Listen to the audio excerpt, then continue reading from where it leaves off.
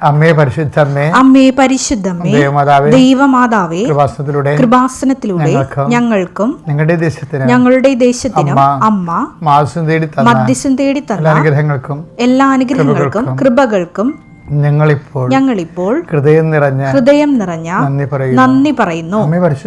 അമ്മേ പരിശുദ്ധമ്മേ, ദൈവമാതാവേ, 2004 ഡിസംബർ 7-ാം തീയതി ഉച്ചകഴിഞ്ഞ് 2:30 കൃപാസനത്തിൽ സംഭവിച്ച അമ്മയുടെ പ്രത്യക്ഷപ്പെടലിനെ കുറിച്ച് തിരുസഭയ്ക്ക് സമർപ്പിച്ചിരിക്കുന്ന പഠനരേഖകളുടെ മേൽ സഭാത്മകമായ പഠനം ആരംഭിക്കുവാൻ ഞങ്ങൾ പ്രാർത്ഥിക്കുന്നു.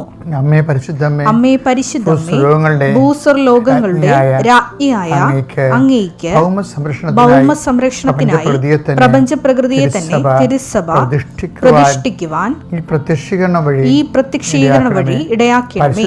പരിശുദ്ധമ്മേ, ജപമാല മാതാവേ, സകല കൃപാസനം പ്രാർത്ഥനകളോടും ചേർത്ത് ഞങ്ങളിപ്പോൾ പ്രാർത്ഥിക്കുന്ന ഈ കുടുംബത്തിന്റെ പ്രത്യേക നിയോഗം. അമ്മയുടെ പ്രത്യക്ഷീകരണത്തിന്റെ ഈ അനുഗ്രഹവേളയിൽ ഞങ്ങൾക്ക് സാധിച്ചു തരുവാൻ കനിയണമേ. ആമേൻ. വിശ്വാസ പ്രമാണം. സർവശക്തനായ പിതാവും ആകാശത്തിന്റെയും ഭൂമിയുടെയും സൃഷ്ടാവുമായ ദൈവത്തിൽ ഞാൻ വിശ്വസിക്കുന്നു. അവിടുത്തെ ഏകപുത്രനും ഞങ്ങളുടെ കർത്താവുമായ ഈശോ മിശിഹായിലും ഞാൻ വിശ്വസിക്കുന്നു. ഈ പുത്രൻ പരിശുദ്ധാത്മാവിനാൽ ഗർഭസ്ഥനായി കന്യകാമറിയത്തിൽ നിന്ന് പിറന്ന് പൊന്തിയോസ് പീലാത്തോസിന്റെ കാലത്ത് പീഡകൾ സഹിച്ച് കുരിശിൽ തറയ്ക്കപ്പെട്ട് മരിച്ച് അടക്കപ്പെട്ട് പാതാളങ്ങളിൽ ഇറങ്ങി മരിച്ചവരുടെ ഇടയിൽ നിന്ന് 3-ാം നാൾ ഉയർത്ത് സ്വർഗത്തിലേക്ക് എഴുന്നള്ളി സർവശക്തിയുള്ള പിതാവായ ദൈവത്തിന്റെ വലതുഭാഗത്തിരിക്കുന്നു. അവിടെ നിന്ന് ജീവിക്കുന്നവരെയും മരിച്ചവരെയും വിധിക്കുവാൻ വരുമെന്നും ഞാൻ വിശ്വസിക്കുന്നു. പരിശുദ്ധാത്മാവിലും ഞാൻ വിശ്വസിക്കുന്നു. വിശുദ്ധ കത്തോലിക്കാ സഭയിലും പുണ്യവാന്മാരുടെ ഐക്യത്തിലും പാപങ്ങളുടെ മോചനത്തിലും ശരീരത്തിന്റെ ഉയർപ്പിലും നിത്യമായ ജീവിതത്തിലും ഞാൻ വിശ്വസിക്കുന്നു. ആമേൻ. സുഖസ്ഥനായ ഞങ്ങളുടെ പിതാവേ, അങ്ങയുടെ നാമം പൂജിതമാകണമേ. അങ്ങയുടെ രാജ്യം വരണമേ. അങ്ങയുടെ തിരുമനസ് സ്വർഗത്തിലെ പോലെ ഭൂമിയിലും ആകണമേ. അന്നു വേണ്ടുന്ന ആഹാരം ഇന്ന് ഞങ്ങൾക്ക് തരണമേ. ഞങ്ങളോട് തെറ്റ് ചെയ്യുന്നവരോട് ഞങ്ങൾ ക്ഷമിക്കുന്നത് പോലെ ഞങ്ങളുടെ തെറ്റുകൾ ഞങ്ങളോടും ക്ഷമിക്കണമേ. ഞങ്ങളെ പ്രലോഭനത്തിൽ ഉൾപ്പെടുത്തരുതേ, തിന്മയിൽ ഞങ്ങൾ രക്ഷിക്കണമേ. ആമേൻ. നന്മ നിറഞ്ഞ മറിയമേ, സ്വസ്തി. കർത്താവ് അങ്ങയുടെ കൂടെ സ്ത്രീകളിൽ അങ്ങ് അനുഗ്രഹിക്കപ്പെട്ടവളാകുന്നു. അങ്ങയുടെ ഉദരത്തിൻ ഫലമായി ഈശോ അനുഗ്രഹിക്കപ്പെട്ടവനാകുന്നു.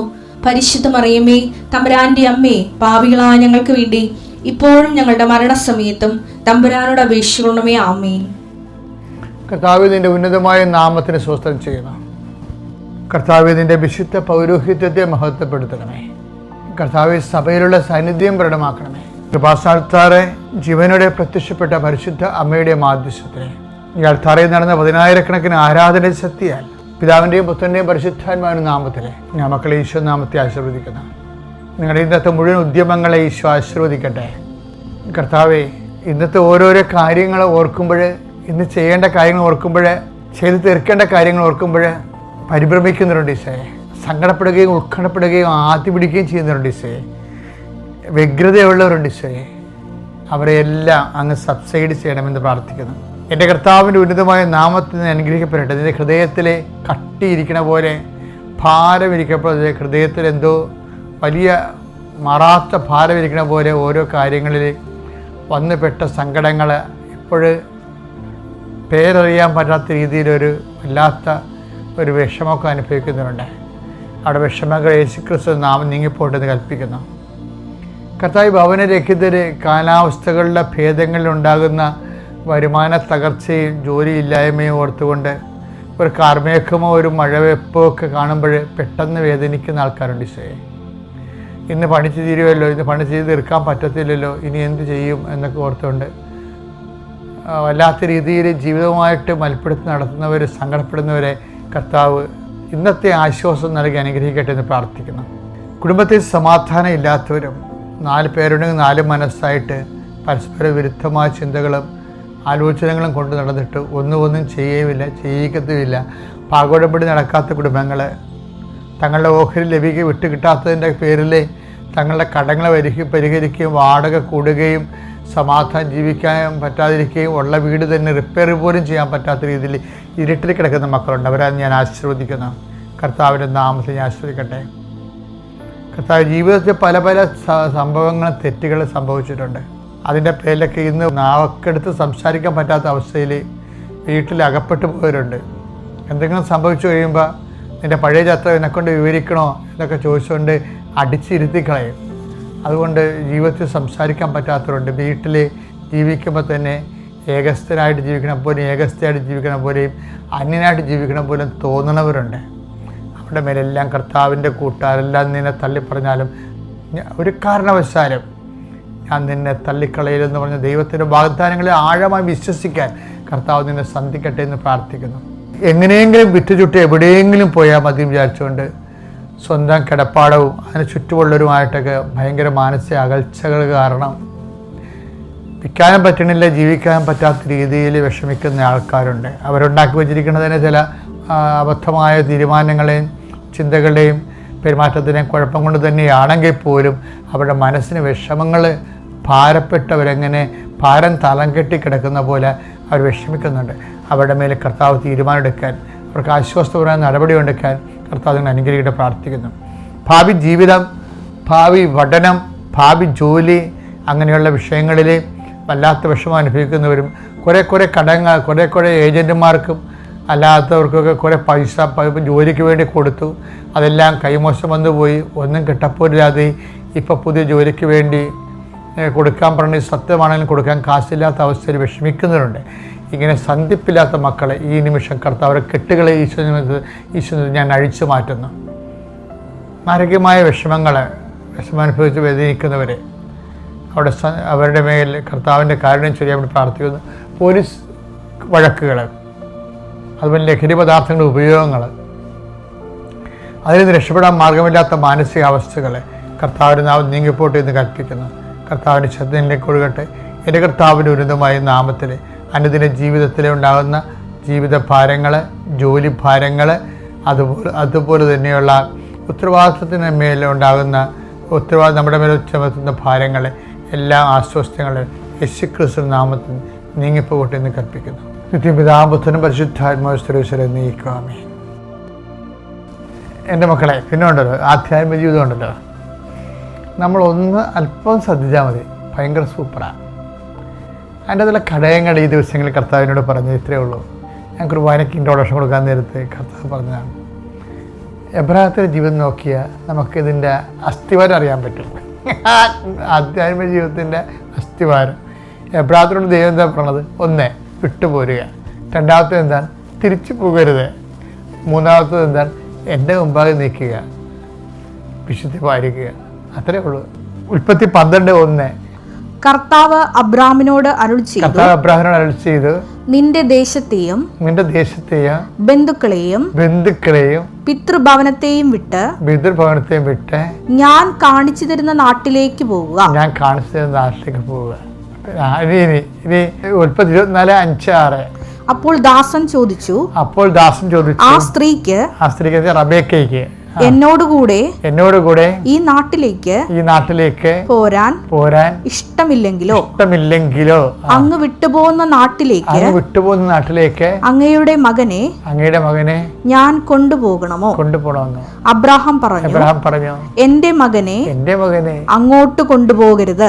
പെണ്ണ് കിട്ടില്ലെങ്കിലും കുഴപ്പമില്ല, തിരിച്ച് പഴയ പാപത്തിന്റെ ലോകത്തേക്ക് തിരിച്ചു പോകരുത്. അതാണ് വിഷയം. ഉൽപ്പത്തി 24:8 എന്നാൽ ആ സ്ത്രീക്ക് നിന്നോട് കൂടെ പോരാൻ ഇഷ്ടമില്ലെങ്കിൽ എന്റെ ഈ ശപഥത്തിൽ നിന്ന് നീ വിമുക്തനാണ്. എന്റെ മകനെ അങ്ങോട്ട് തിരികെ കൊണ്ടുപോകരുതെന്ന് മാത്രം.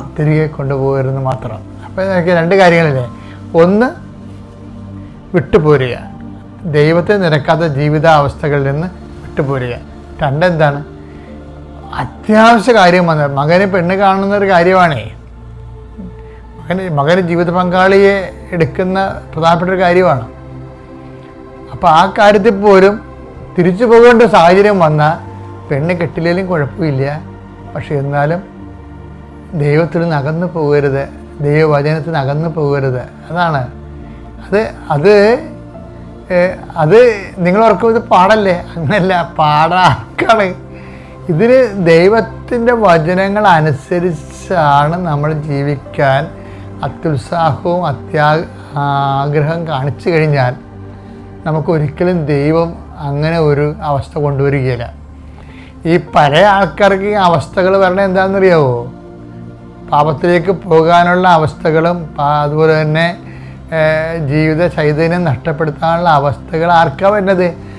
ആ നഷ്ടപ്പെടുത്തിയിട്ടും ആ ചൈതന്യം ഉണ്ടായിട്ടും വലിയ കഥയൊന്നും ഇല്ലാത്ത ആൾക്കാർക്കാണ്, അത് നഷ്ടപ്പെട്ടാലും കുഴപ്പമില്ല എന്നുള്ള ആൾക്കാർക്കാണ് അതുപോലെ നഷ്ടപ്പെടുന്നത്.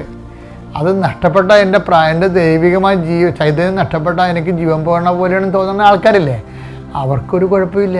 അവർക്ക് പ്രൊട്ടക്ഷനുണ്ട്, ദൈവം അവരെ പ്രൊട്ടക്റ്റ് ചെയ്യും. അപ്പോൾ ഈ കാലങ്ങളിൽ ഉണ്ടാകുന്ന എല്ലാ പാപവും പാപകരമായ ജീവിതവും അതെല്ലാം എന്താ പറയുക, നമ്മുടെ നേച്ചർ അനുസരിച്ചാണ് നമ്മൾ വീഴണത് അതിൻ്റെ അകത്ത്. അപ്പം അതിനാണ് നമ്മളൊരു ബലം പ്രയോഗം എന്ന് പറയണത്. ബലപ്രയോഗം എപ്പോഴും നടത്തേണ്ടി വരും. അല്ല ഈസി എന്ന് വെച്ചാൽ ഞാൻ ഈസി ആയിട്ടാണ് പറഞ്ഞെങ്കിലും ഈ ബലപ്രയോഗം ഉണ്ടാകും. അതുകൊണ്ട് ഈശോ പറഞ്ഞു, സ്ഥാപകൻ്റെ കാലം മുതൽ ഇന്ന് വരെ ദൈവരാജ്യം ബലവശമായിരിക്കുന്നു, ബലം പ്രയോഗിക്കണം എന്നാൽ പ്രവേശിക്കുന്നു. മത്തായി 11:12 സ്നാപയോഹന്നാന്റെ നാളുകൾ മുതൽ ഇന്ന് വരെ, അതായത് അനുതാപത്തെക്കുറിച്ച് ഔദ്യോഗികമായി പ്രഖ്യാപനം ഉണ്ടായത് അന്ന് പോലെയാണ്.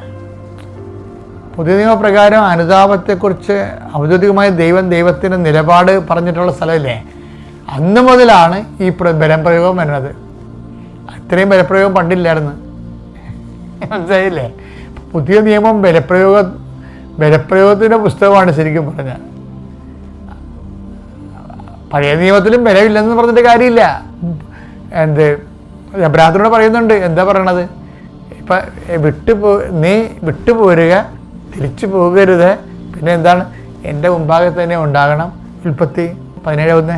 അബ്രാമിന് 99 വയസ്സായപ്പോൾ കർത്താവ് പ്രത്യക്ഷപ്പെട്ട് അവനോട് അരുൾ ചെയ്തു, സർവശക്തനായ ദൈവമാണ് ഞാൻ, എന്റെ മുമ്പിൽ വ്യാപരിക്കുക, കുറ്റമറ്റവനായി വർത്തിക്കുക. എൻ്റെ മുമ്പിൽ വ്യാപരിക്കുക, കുറ്റമറ്റവനായി വർത്തിക്കുക. അപ്പോൾ നിങ്ങൾക്ക് കുറ്റം ചെയ്യാത്ത മനുഷ്യരുണ്ടോ? കുറ്റം ചെയ്യാതെ ജീവിക്കാൻ പറ്റുമോ? സിമ്പിളായിട്ട് ജീവിക്കാൻ പറ്റും, ഒരു കുഴപ്പമില്ല. അതിനകത്ത് ഏറ്റവും വലിയ പ്രശ്നം എന്താണെന്ന് അറിയാം, ആൾക്കാർക്കെല്ലാം ഇങ്ങനെ കുറ്റം ചെയ്യേണ്ടി വരണം. എന്തുകൊണ്ടാണെന്ന് അറിയാമോ? കുറ്റം ചെയ്താലും കുഴപ്പമില്ലെന്ന് ഉള്ളിൽ അങ്ങനെ ഒരു നിലപാടെടുത്തിട്ടാണ്. കുറ്റം ചെയ്യുന്ന കുഴപ്പമാണെന്ന് നിലപാടെടുത്തു കഴിഞ്ഞാലേ നമുക്ക് കുറ്റം ചെയ്യാൻ പറ്റത്തില്ല. അതാണ് മെയിൻ വിഷയം. അതിൻ്റെ ഒരു സംശയമില്ല. ഇപ്പം എൻ്റെ കൂടെയുള്ള വിജയകുമാർ സാറും ജോമോൾ എന്നൊക്കെ പറഞ്ഞാൽ കുർബാന ഒരിക്കലും മുടക്കത്തില്ല. ഞാനും വിജയകുമാർ, അത് ജോമോൾ കുർബാന അടുത്ത വണ്ടിക്ക് എറണാകുളത്തേക്കും പോയി രാത്രി എപ്പോഴാണ് കുർബാന ഉള്ളത് ആ കുർബാനൊക്കെ അപ്പോൾ കൂടിയിരിക്കും. അപ്പോൾ കുർബാന കൂട്ടിലെ കുഴപ്പമില്ലെന്ന് പറഞ്ഞിരിക്കണേ എല്ലാ കുർബാനയും കുഴപ്പവും. കുർബാന കൂട്ടിലെ കുഴപ്പമില്ല എന്ന് പറഞ്ഞ ആൾക്കാരില്ലേ, അവർക്ക് എല്ലാ കുർബാനയും മുടങ്ങും, ഞായറാഴ്ച കുർബാനയും മുടങ്ങും. വിജയകുമാർ അങ്ങനെയാണ്. വിജയകുമാർ എൻ്റെ കൂടെ എവിടെ വന്നാലും ആദ്യം അവിടെ കുർബാന സെറ്റ് ചെയ്യും. അവിടെ ഏത് രാജ്യത്ത് പോയാലും അവിടെ ആദ്യം ചെല്ലുമ്പോൾ കുർബാന ചെല്ലാനുള്ള പരിപാടി പുള്ളി എങ്ങനെയെങ്കിലും ഒപ്പിച്ചെടുക്കും. ഒരച്ഛനെ കിട്ടിയാലും ശരി, ആ അച്ഛനെ കൊണ്ട് ഒറ്റയ്ക്ക് വേണ്ടി കുർബാന ചൊല്ലിയിട്ടുണ്ട്. ഒറ്റയ്ക്ക് പുള്ളിക്കാരൻ്റെ മാത്രം കുർബാന. ഒരു ദിവസം ഒരു സ്ഥലത്ത് പോയപ്പോൾ കുർബാന ചൊല്ലിയപ്പോൾ ആ അച്ഛന് ഏതാണ്ട് 2000-3000 രൂപ കൊടുത്തു. എന്തിനാണെന്നറിയാമോ? അങ്ങനെ അന്ന് കൂടുതൽ കുർബാന കൂടിയില്ല. അപ്പോൾ ഞങ്ങൾ ശങ്കരത്ത് തൊട്ട് തമിഴ്നാട്ടിൽ പോയപ്പോൾ ആ അച്ഛനെ പ്രൈവറ്റായിട്ട് കണ്ടപ്പോൾ അച്ഛൻ സഹായിക്കണം, അച്ഛൻ എന്ന് കുർബാന കൂട്ടി വെച്ചാൽ എനിക്ക് വേണ്ടി കുർബാന 20 രൂപ അച്ഛൻ ചോദിക്കുക. ആദ്യം ചെലുത്തി കൊടുത്ത് ഒരു ഗിഫ്റ്റ് കൊടുത്ത് ആ അച്ഛന്. അപ്പം അതെന്ന് വെച്ചാൽ അപ്പം നമ്മൾക്ക് കുർബാന മിസ്സാകരുതെന്ന് വിചാരിച്ചാൽ മിസ്സാകത്തില്ല.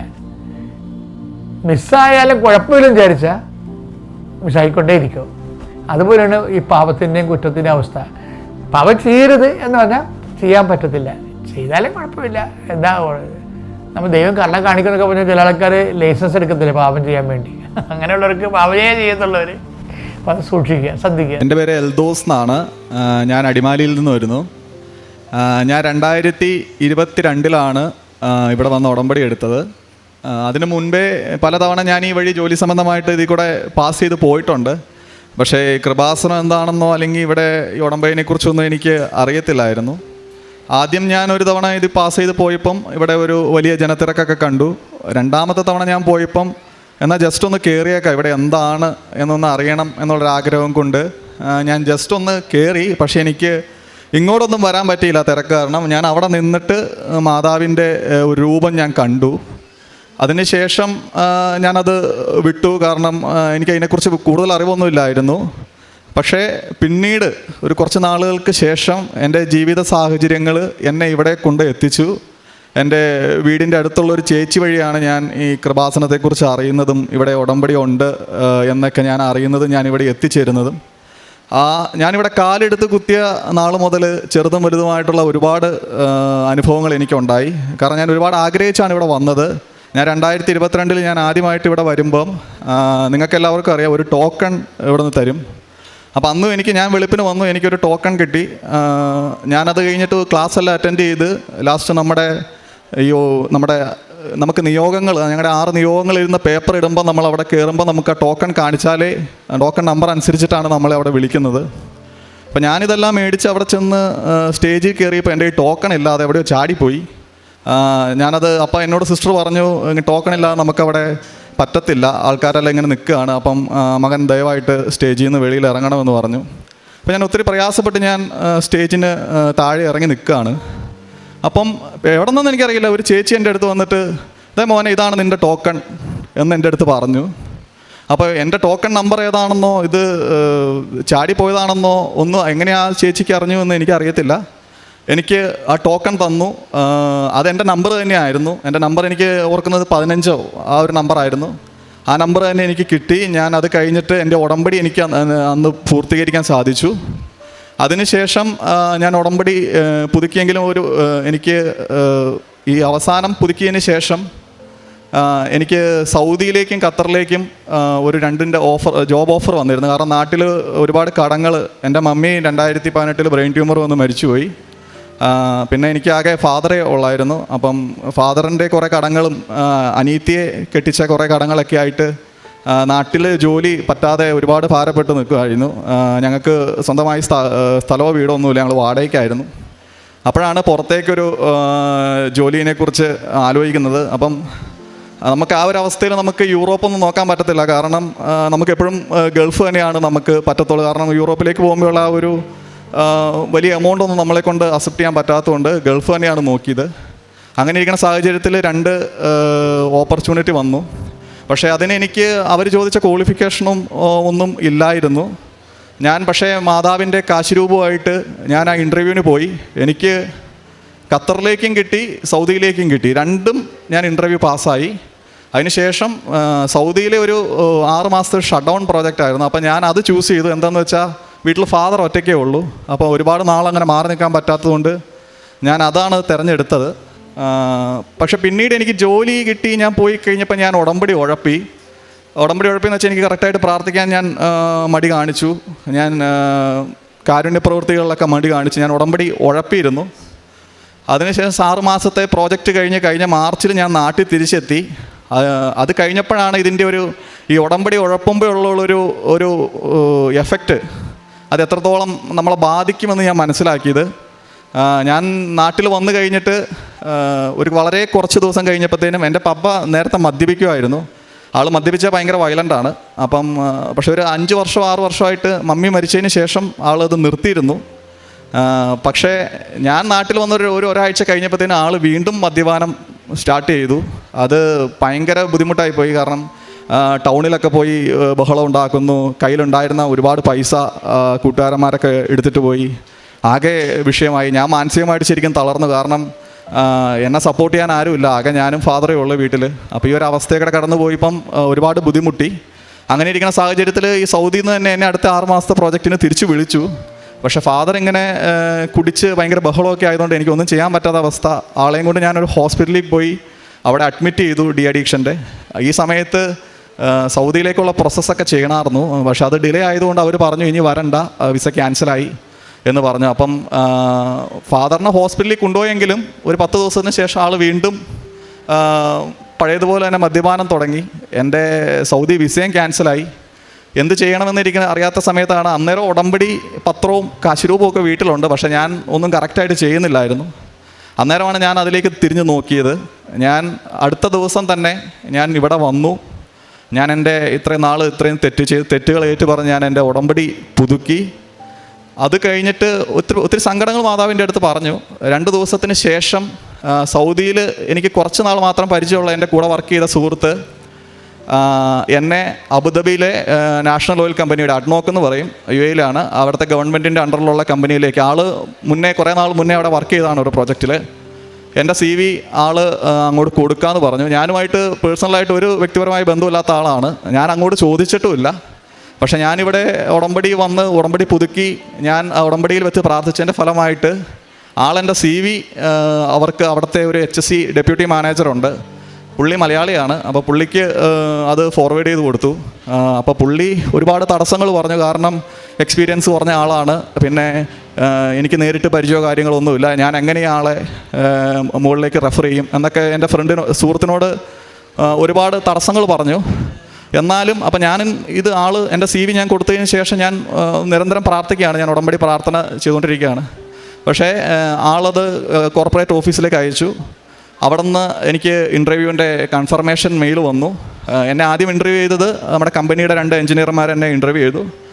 അപ്പം ഇൻ്റർവ്യൂ ചെയ്യുന്ന സമയത്ത് ഞാൻ മാതാവിൻ്റെ കാശുരൂപം വെച്ചിട്ടാണ് ഞാൻ ഇൻ്റർവ്യൂവിന് അറ്റൻഡ് ചെയ്തത്. സത്യം പറഞ്ഞാൽ അവർ ഒരു 40 മിനിറ്റോളം എന്നെ ഇൻ്റർവ്യൂ ചെയ്തതിൽ പകുതിയും ഞാൻ പറഞ്ഞില്ല. കാരണം അവർ ചോദിച്ചത് കുറച്ച് കടുപ്പമുള്ള ചോദ്യങ്ങളൊക്കെ ആയിരുന്നു.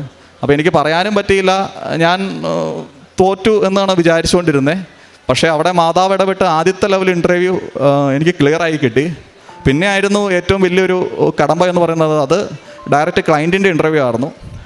അപ്പം ഇവരെനിക്ക് പറഞ്ഞത് ഓഫ് ഷോർ ആയിരുന്നു, അഡ്നോക്കിൻ്റെ നമ്മുടെ കടലിൻ്റെ നടുക്കുള്ള ഒരു പ്രോജക്റ്റായിരുന്നു, പുതിയ പ്രോജക്റ്റിലേക്കായിരുന്നു. അപ്പോൾ അവിടെ എന്ന് പറയുമ്പോൾ എനിക്ക് അത് കിട്ടുവാണെങ്കിൽ എനിക്ക് 4 മാസം കൂടുമ്പോൾ എനിക്ക് വീട്ടിൽ വരാം, എനിക്ക് പപ്പയെ കാണാം, എൻ്റെ കാര്യങ്ങളെല്ലാം നന്നായിട്ട് നടക്കുമായിരുന്നു. ആദ്യം അതായിരുന്നു പറഞ്ഞത്. പക്ഷേ പിന്നീട് ആദ്യത്തെ ലെവൽ ഇൻ്റർവ്യൂ കഴിഞ്ഞ് എൻ്റെ എക്സ്പീരിയൻസ് കുറവുകൊണ്ട് ഇവരെന്നെ അതിൽ നിന്ന് മാറ്റി എന്നെ വേറൊരു പ്രോജക്റ്റിലേക്ക്, അതായത് അത് 2 വർഷം കൂടുമ്പോൾ ലീവുള്ള പ്രോജക്റ്റാണ്, അതിലേക്ക് എന്നെ മാറ്റി. അപ്പോൾ എനിക്ക് ഭയങ്കര സങ്കടമായിപ്പോയി. ഞാൻ മാതാവിനോട് കുറേ പരാതി പറഞ്ഞു. കാരണം ഞാൻ ആഗ്രഹിച്ചത് ഇതാണ്, പക്ഷേ എനിക്കിപ്പോൾ അതേ വേറെ ഒന്ന് തന്നേക്കുന്നു, എൻ്റെ അവസ്ഥ അറിയാം എന്നൊക്കെ ഞാൻ കുറേ പരാതി പറഞ്ഞു. എന്നാലും ഞാൻ പറഞ്ഞു ശരി, ഇനിയിപ്പം അതാണ് ഇഷ്ടമെങ്കിൽ അങ്ങനെ നടക്കട്ടെ എന്ന് പറഞ്ഞിട്ട് ഞാൻ ക്ലയൻറ്റിൻ്റെ ഇൻ്റർവ്യൂവിന് എനിക്ക് മെയിൽ വന്നു. അപ്പോൾ ഇൻ്റർവ്യൂ നടക്കുന്നത് ഒരു ദിവസം ഒരു 2:30-ക്കാണ് ഇൻ്റർവ്യൂ ഷെഡ്യൂൾ ചെയ്തായിരുന്നത്. അപ്പോൾ അന്നേരം ഫാദർ ഭയങ്കര മദ്യപാനമാണ്. അപ്പോൾ എനിക്ക് വീട്ടിലിരുന്ന് ഇൻ്റർവ്യൂ അറ്റൻഡ് ചെയ്യാൻ പറ്റത്തില്ല, കാരണം അവിടെ വന്ന് ഇന്ന് ഭയങ്കര ബഹളമായിരിക്കും. അപ്പോൾ ഞാൻ എൻ്റെ സുഹൃത്തിൻ്റെ വീട്ടിൽ പോയിരുന്ന് ഇൻ്റർവ്യൂ അറ്റൻഡ് ചെയ്യാമെന്ന് വെച്ചിട്ട് ഞാനൊരു 2 മണിയായപ്പോൾ എൻ്റെ സുഹൃത്തിൻ്റെ വീട്ടിലേക്ക് പോയിപ്പം ഒരിക്കലും വരാത്ത പപ്പ 2 മണിയായപ്പോൾ അവിടെ വന്നിരിക്കുകയാണ്. അവിടെ വന്നിരുന്നിട്ട് ഭയങ്കര ബഹളമാണ്. അപ്പോൾ എനിക്കൊന്നും ചെയ്യാൻ പറ്റാത്ത അവസ്ഥ. 2:30-ക്ക് ഇൻ്റർവ്യൂ, 2 മണിക്ക് പപ്പ അവിടെ വന്നിരിക്കുന്നു. ഞാൻ എന്നിട്ട് പിന്നെ ഒരു ഓട്ടോ വിളിച്ച് ആളെ വീട്ടിൽ കൊണ്ടുവിട്ട് തിരിച്ച് വന്നപ്പോഴത്തേന് 2:25 2:30-ക്കായിരുന്നു ഇൻ്റർവ്യൂ. അപ്പോൾ ഞാൻ ഒരുപാട് സ്ട്രെസ്സായി, ഭയങ്കര ഇങ്ങനെ ഹൃദയമൊക്കെ ഇടിക്കുമായിരുന്നു. അങ്ങനെ ഇൻ്റർവ്യൂ അറ്റൻഡ് ചെയ്തപ്പോൾ അവരെന്നോട് ചോദിച്ചു, നിങ്ങൾക്ക് എന്താ പറ്റിയെന്ന് ചോദിച്ചു. നിങ്ങൾ എന്താണ് ഇങ്ങനെ ഭയങ്കര ഇതായിട്ട് ഇൻ്റർവ്യൂ അറ്റൻഡ് ചെയ്യണമെന്ന് ചോദിച്ചു. പകുതി ചോദിച്ചത് എനിക്ക് പറയാൻ പറ്റിയില്ല. എന്തായാലും ഞാൻ വിചാരിച്ചു, കാരണം ഞാൻ ഫെയിലായി, അല്ലെങ്കിൽ തന്നെ എക്സ്പീരിയൻസിൻ്റെ കുറവുണ്ട്. അപ്പം ഞാൻ എന്തായാലും ഫെയിലായി എന്ന് വിചാരിച്ച് തന്നെ ഞാനൊരു അടുത്ത 3 ദിവസം മാതാവിനോട് കുറേ പരാതി പറഞ്ഞു. വൈകിട്ട് പരാതി മാത്രമേ ഉണ്ടായിരുന്നുള്ളൂ. കുറേ ഇരുന്ന് വർത്താനം പറഞ്ഞു. കാരണം ഞാൻ പറഞ്ഞു എനിക്കൊരു അമ്മയില്ല, എനിക്ക് സപ്പോർട്ട് ചെയ്യാൻ ആരുമില്ല. എൻ്റെ അമ്മയെ നേരത്തെ വിളിച്ചുകൊണ്ട് പോയി, ഇനിയിപ്പോൾ എനിക്കായിട്ട് വേറെ ആരും സപ്പോർട്ട് ചെയ്യാനുമില്ല. ഞാനിങ്ങനെ ഒറ്റയ്ക്ക് ഇതെല്ലാം കൂടെ എനിക്ക് മടുത്തു. ഒന്നെങ്കിൽ എന്നെ തിരിച്ച് വിളിക്കുക, അല്ലെങ്കിൽ എൻ്റെ കൂടെ നടക്കുക, ഇത് എന്തെങ്കിലും ഒന്ന് വേണം എന്ന് ഞാൻ പറഞ്ഞു. അങ്ങനെ പറഞ്ഞ് 3-ാമത്തെ ദിവസം വേറെ മാറ്റമൊന്നും ഉണ്ടായില്ല. റിസൾട്ട് വന്നു, ഫെയിലായി എന്ന് പറഞ്ഞു. അപ്പോൾ ആ ദിവസം ഞാൻ ഉറങ്ങിയിട്ടില്ല. കാരണം ഇനി മുന്നോട്ട് കാരണം സൗദിയുടെ വിസ ക്യാൻസലായി, അപ്പൻ മദ്യപിച്ച് നടക്കണു, വേറെ കടക്കാരെല്ലാം ഒരു ഭാഗത്ത് നിൽക്കുന്നു, സ്വന്തമായിട്ടൊരു വീടില്ല, ഇനിയൊരു നല്ല ജോലി കിട്ടിയാൽ മാത്രമേ മുന്നോട്ട് പോകാൻ പറ്റത്തുള്ളൂ. അപ്പോൾ ഇങ്ങനൊരു അവസ്ഥയിൽ ഞാൻ അന്നും ഞാൻ ചോദിച്ചു, ഞാൻ എന്ത് തെറ്റാണ് ചെയ്തത്? തെറ്റ് ചെയ്തിട്ടുണ്ട്, ഒരുപാട് ചെയ്തിട്ടുണ്ട്. പക്ഷേ ഒരു അമ്മയുടെ സ്ഥാനത്ത് ഞാൻ എല്ലാ കാര്യങ്ങളും പറയാറില്ലേ. ഞാനങ്ങനെ കുറേ പരാതി പറഞ്ഞു. പിറ്റേ ദിവസം എനിക്ക് അവിടുത്തെ HSC ഡെപ്യൂട്ടി മാനേജറുടെ ഒരു മെസ്സേജ് വന്നു, നിൻ്റെ CV നിനക്ക് കിട്ടുമോയെന്നൊന്നും എനിക്കറിയത്തില്ല, പക്ഷേ ഞാൻ ആ കടലിൻ്റെ നടുക്കുള്ള ഓഫ് ഷോറിലെ പ്രോജക്റ്റിലേക്ക് ഞാൻ നിൻ്റെ CV ഫോർവേഡ് ചെയ്യാം, നിനക്ക് ഭാഗ്യമുണ്ടെങ്കിൽ നിനക്ക് അവർ അക്സെപ്റ്റ് ചെയ്താൽ നിനക്ക് കൺഫർമേഷൻ മെയിൽ വരുമെന്ന് പറഞ്ഞു. ഞാൻ പ്രാർത്ഥിച്ചു, ഞാൻ പ്രാർത്ഥന മുടക്കിയില്ല. പിറ്റേ ദിവസം എനിക്ക് കൺഫർമേഷൻ മെയിൽ വന്നു, ഇന്ന ദിവസം 3:30 നിനക്ക് ഇൻ്റർവ്യൂ ആണ്, അവർ അക്സെപ്റ്റ് ചെയ്തു എന്ന് പറഞ്ഞു. ആ ദിവസം ഇൻ്റർവ്യൂ ഒരു വെള്ളിയാഴ്ചയാണ് 3:30. ഞാൻ മാതാവിൻ്റെ കാശുരൂപവും കൈ പിടിച്ചാണ് ഇൻ്റർവ്യൂ അറ്റൻഡ് ചെയ്യാൻ ഇരിക്കുന്നത്. ആദ്യം തുടക്കത്തിലെ ഇൻ്റർവ്യൂവിന് കയറുന്നതിന് മുന്നേ ഒരുപാട് തടസ്സങ്ങളുണ്ടായി, നെറ്റ്വർക്ക് ഇഷ്യൂ കാര്യങ്ങളൊക്കെ ഉണ്ടായി. അന്നേരം ഞാനത് മുറുകെ ചേർത്ത് പിടിച്ചു. എനിക്ക് 40-45 മിനിറ്റ് ഷെഡ്യൂൾ ചെയ്ത് എൻ്റെ ഇൻ്റർവ്യൂ 20 മിനിറ്റ് കൊണ്ട് തീർന്നു. കാരണം അവർ ചോദിച്ച ചോദ്യങ്ങൾക്ക് ഒരു ചോദ്യങ്ങൾ പോലും വിടാതെ ഞാൻ ആൻസർ ചെയ്തു. അതിൻ്റെ പിറ്റേ ദിവസം എനിക്ക് കൺഫർമേഷൻ മെയിൽ വന്നു, നീ ഇൻ്റർവ്യൂ ക്ലിയർ ആയിട്ടുണ്ട്. അത് കഴിഞ്ഞതിന് ശേഷം സാലറിയുടെ ഒരു കാര്യം ഉണ്ടായിരുന്നു. ഞാനൊരു സാലറി ആഗ്രഹിച്ചിരുന്നു, പക്ഷെ അവർ വേറൊരു സാലറിയാണ് എന്നോട് പറഞ്ഞത്. അപ്പം ഞാൻ മാതാവിനോട് അന്ന് വൈകിട്ട് പറഞ്ഞു, ഇതുകൊണ്ടൊന്നും നടപടിയാവില്ല, കാരണം ഇതുകൊണ്ടൊന്നും എനിക്ക് മുന്നോട്ട് പോകാൻ പറ്റത്തില്ല. അപ്പം ഞാൻ ആഗ്രഹിച്ചത് എനിക്ക് കിട്ടണം എന്ന് പറഞ്ഞു. ഞാനത് അവിടുത്തെ HSC ഡിപ്പാർട്ട്മെൻറ്റിനെ അറിയിച്ചു. അപ്പോൾ അവർ പറഞ്ഞു, നിങ്ങൾ ആദ്യം ഇൻ്റർവ്യൂ തുടങ്ങുന്നതിന് മുമ്പ് ഈ ഒരു സാലറി എഗ്രി ചെയ്താണല്ലോ, പിന്നെ എന്താണ് ഇപ്പോൾ എന്ന് ചോദിച്ചു. അപ്പോൾ ഞാൻ പറഞ്ഞു, എൻ്റെ അവസ്ഥ ഇതാണ്, എനിക്കിത് വേണം എന്ന് പറഞ്ഞു. അപ്പോൾ അവർ പറഞ്ഞു, അത് നമുക്ക് ഉറപ്പ് പറയാൻ പറ്റത്തില്ല, കാരണം നിങ്ങളുടെ ഇൻ്റർവ്യൂ ഷീറ്റ് HR പോയിട്ടുണ്ടെങ്കിൽ പിന്നെ ഞങ്ങൾക്കൊന്നും ചെയ്യാൻ പറ്റത്തില്ല എന്ന് പറഞ്ഞു. പക്ഷേ പിറ്റേ ദിവസം വൈകിട്ട് എനിക്കൊരു മെയിൽ വന്നു, നിങ്ങൾ പറഞ്ഞ സാലറി അക്സെപ്റ്റ് ചെയ്തു എന്നും പറഞ്ഞിട്ട് എനിക്കൊരു മെയിൽ വന്നു. ഞാൻ പറഞ്ഞ സാലറി, ഞാൻ ആഗ്രഹിച്ച സാലറി എനിക്ക് കിട്ടി. പിന്നെ അടുത്ത ഏറ്റവും വലിയൊരു കടമ എന്ന് പറഞ്ഞാൽ, ഇതൊക്കെ ഡോക്യുമെൻ്റായിട്ട് കിട്ടണമെങ്കിൽ നമുക്ക് ഓഫർ ലെറ്ററാണ് വരേണ്ടത്. ഈ ഓഫർ ലെറ്റർ ഒരാഴ്ചത്തോളം ഡിലേ ആയി. അപ്പോൾ ഡിലേ ആയി കഴിഞ്ഞപ്പം എനിക്കാകെ വിഷമമായി. കാരണം അപ്പോൾ ഞാൻ അവരോട് ചോദിച്ചു, ഇതെന്താ ഇങ്ങനെ ഡിലേ ആവണമെന്ന് ചോദിച്ചപ്പോൾ പറഞ്ഞു, ഇനിയും 10-20 ദിവസം കൂടെ ഡിലേ ആവും, കമ്പനി ഭയങ്കര തിരക്കാണ്, ഒരുപാട് ഷെഡ്യൂൾ, ഒരുപാട് പ്രോജക്റ്റൊക്കെ റണ്ണിങ് ആണ് എന്ന് പറഞ്ഞു. ഞാനപ്പം മാതാവിനോട് ഈ സമയം വെച്ച് ഡേറ്റ് വെച്ച് പ്രാർത്ഥിക്കാമെന്ന് ഞാൻ കേട്ടിട്ടുണ്ട്, പക്ഷേ ഞാനങ്ങനെ ചെയ്തിട്ടില്ല ഇതുവരെ. അപ്പോൾ ഞാൻ പറഞ്ഞു, എനിക്ക് ഡേറ്റ് വെച്ച് പ്രാർത്ഥിക്കാനൊന്നും അറിയത്തില്ല, പക്ഷേ എനിക്ക് എൻ്റെ അവസ്ഥ അറിയാം, അതുകൊണ്ട് എനിക്ക് വേണ്ടത് ചെയ്തു തരണമെന്ന് പറഞ്ഞു. 20 ദിവസം എന്ന് പറഞ്ഞ ഓഫർ ലെറ്റർ എനിക്ക് പിറ്റേ ദിവസം വൈകിട്ട് എനിക്ക് മെയിൽ വന്നു. എനിക്ക് ഓഫർ ലെറ്റർ കിട്ടി, ഞാൻ പറഞ്ഞ സാലറി അതിലുണ്ടായിരുന്നു. അതിനുശേഷം ബാക്കി എൻ്റെ കാര്യങ്ങളെല്ലാം നന്നായിട്ട് നടന്നു. ഇപ്പം ഞാൻ എന്ന് കൃപാസനത്തിൽ വരുന്നോ, ഇപ്പോൾ ലാസ്റ്റ് ഞാൻ ഉടമ്പടി കുറേ നാൾ മുടക്കി ഇവിടെ പുതുക്കാൻ വന്ന ദിവസം ഞാൻ രാവിലെ ബസ് കയറാൻ നിന്നപ്പം, അന്നൊരു തിങ്കളാഴ്ച ദിവസമാണ്, ഞാൻ മിക്ക തിങ്കളാഴ്ച ദിവസങ്ങളാണ് ഞാൻ വരാറ്. സാധാരണ ഞാൻ തിങ്കളാഴ്ച ദിവസം വന്നാൽ തിരക്ക് കുറവായിരിക്കും എന്നാഴ്ചയാണ് തിങ്കളാഴ്ച വരുന്നത്, പക്ഷെ അന്നായിരിക്കും ഏറ്റവും കൂടുതൽ തിരക്ക്. അപ്പോൾ ഞാൻ ബസ് കയറാൻ നിന്നപ്പോൾ അന്ന് തിങ്കളാഴ്ച ആയതുകൊണ്ട് ഭയങ്കര തിരക്കുള്ളൊരു ദിവസമാണ്, ബസ്സിലൊക്കെ നല്ല തിരക്കായിരിക്കും. അപ്പോൾ ഞാനിങ്ങനെ ഞാൻ ഇങ്ങോട്ട് വരാൻ വേണ്ടി ബസ് കയറാൻ നിൽക്കുന്നു, അന്ന് എന്നെ തിരക്കിലൊന്നും പെടുത്താതെ എന്നെ ഏതെങ്കിലും കാറുകാർ, എൻ്റെ പരിചയക്കാർ ആ വഴി വന്ന് എന്നെ ഇവിടെ എത്തിക്കാറുണ്ട്. ഇവിടെ എത്തിച്ചില്ലെങ്കിലും അടുത്ത ഏതെങ്കിലും തിരക്ക് കുറഞ്ഞ സ്ഥലത്ത് എന്നെ എത്തിച്ച് എനിക്ക് എൻ്റെ മാതാവിൻ്റെ അടുത്ത് വരാൻ സാധിച്ചിട്ടുണ്ട്. അപ്പം എല്ലാ രീതിയിലും ഒരു അമ്മയില്ല എന്നുള്ളൊരു കുറവും എനിക്ക് ആരുമില്ല എന്നുള്ളൊരു കുറവെല്ലാം മാറ്റി എൻ്റെ കൂടെ ഇങ്ങനെ സഞ്ചരിക്കുന്ന എൻ്റെ മാതാവിനും ഇതെല്ലാം കണ്ട് മുകളിലിരുന്ന് എന്നെ സപ്പോർട്ട് ചെയ്യുന്ന എൻ്റെ ദൈവം തമ്പുരാനും ഒരുപാട് നന്ദി പറയുന്നു. വിശുദ്ധ ഗ്രന്ഥത്തിൽ ഹബക്കുക്ക് പ്രവാചകൻ്റെ പുസ്തകം 3:17 തിരുവചനങ്ങൾ ഇപ്രകാരം അരുളി ചെയ്യുന്നു: അത്തിവൃക്ഷം പൂക്കുന്നില്ലെങ്കിലും, മുന്തിരിയിൽ ഫലങ്ങളില്ലെങ്കിലും, ഒലിവ് മരത്തിൽ കായ്കൾ ഇല്ലാതായാലും, വയലുകളിൽ ധാന്യം വിളയുന്നില്ലെങ്കിലും, ആട്ടിൻകൂട്ടം ആലയിൽ അറ്റുപോയാലും, കന്നുകാലികൾ തൊഴുത്തിൽ ഇല്ലാതായാലും ഞാൻ കർത്താവിൽ ആനന്ദിക്കും. ഈ മകൻ ഇവിടെ പറഞ്ഞ അനുഭവ സാക്ഷ്യത്തിൽ തനിക്ക് ഒന്നിനു പുറകെ ഒന്നായി അനുഗ്രഹങ്ങളുടെ തോരാത്ത മഴ പെയ്തു എന്നല്ല നാം ആദ്യം കേട്ടത്. ഉടമ്പടി എടുക്കാൻ ഇവിടെ വന്ന സാഹചര്യങ്ങളും ഉടമ്പടി എടുത്തതിന് ശേഷം പിന്നീട് തനിക്ക് എന്തൊക്കെയാണ് ജീവിതത്തിൽ വന്നത്. അപ്പോഴൊക്കെ ചെറുപ്പക്കാരനായ ഈ മകൻ എല്ലാം എന്നാൽ ഇനി ഒന്നും വേണ്ട എന്നുള്ള രീതിയിൽ പുറംതിരിഞ്ഞ് നിൽക്കുകയല്ല ചെയ്തത്. തൻ്റെ സാഹചര്യങ്ങളൊക്കെ പൂർണ്ണമായും മനസ്സിലാക്കുന്നു. തിരുവചനത്തിൽ ഇപ്പോൾ പറഞ്ഞതുപോലെ തനിക്കിതൊക്കെയാണ് തൻ്റെ അവസ്ഥ. അമ്മയോട് സ്വാതന്ത്ര്യത്തോടെ സംസാരിക്കാൻ പഠിച്ചു. എന്താണ് എൻ്റെ ജീവിതത്തിൽ ഞാൻ എന്തിനാ ഇങ്ങനെ ഇവിടെ നിൽക്കുന്നേ, ആ ഒരു ധ്വനിയോടെയാണ് അമ്മയോട് സംസാരിക്കുന്നത്. പിന്നീട് എങ്ങനെ തൻ്റെ ജീവിതത്തിൽ ഓരോന്നും എടുക്കുമ്പോഴും തൻ്റെ ജീവിതത്തിൽ പപ്പയുടെ കാര്യമാണേലും ഒക്കെ ഒത്തിരിയേറെ ബുദ്ധിമുട്ടുകൾ ഉള്ളപ്പോഴും പിടിച്ചു നിൽക്കാൻ ശ്രമിച്ചു. പിന്നീട് ഇവിടെ വന്ന് ഉടമ്പടി പുതുക്കുന്നു. പിന്നീട് അങ്ങോട്ട് നല്ല രീതിയിൽ തൻ്റെ ഉടമ്പടി ജീവിതം നയിക്കുകയും പ്രാർത്ഥനയും മറ്റ് കാരുണ്യ പ്രവൃത്തികളുമൊക്കെ ആയിട്ട് മുമ്പോട്ട് പോകുമ്പോൾ പിന്നീട് എങ്ങനെയാണ് തനിക്ക് നഷ്ടപ്പെട്ടു എന്ന് കരുതിയ തൻ്റെ അതേ ജോലി തന്നെ തനിക്ക് കിട്ടുന്നു.